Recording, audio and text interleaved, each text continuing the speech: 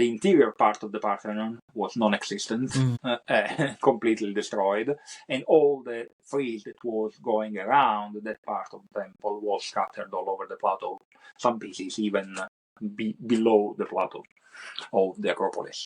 And by the time Elgin came into the view, it was all, I think so already 70 years had passed since then, wasn't it, or something? Way more, actually. Oh, really? Yeah. 130, yeah, 130 Oh, wow. years.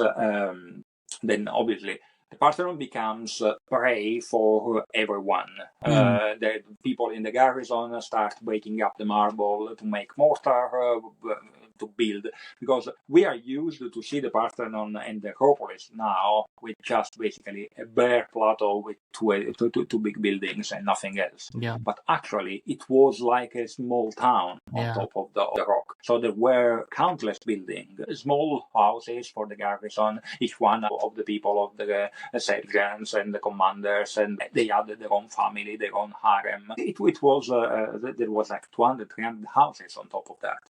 And all of them were built with mortar that had been sourced by breaking up and marble sculpture, which was in abundance over there. So that's what happens then. And also there were the visitors, all travelers that get all souvenirs, pieces of marbles, one with a leg, one with a face, one with with a hand, etc. That were also again scattered over there. We know that this was still going on at the time of Elgin because, for example, if you go into the Elgin room right now, the Duveen Gallery in the British Museum, you will see that there are two blocks that are joining with one figure that goes across both blocks that has been chiseled out. We know that figure because 10 years before Elgin took those marbles, the French consul, Louis Fauvel, made a cast of that particular block. In the space of 10 years, that figure had already been broken.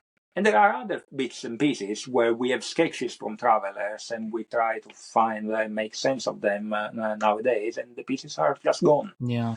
And some of this decay was going on even after Elgin. There was, for example, Byron. As soon as Byron goes to visit Athens 10 years after Elgin. He, at a certain point, he says in a letter, okay, we went with John Galt up on the Acropolis.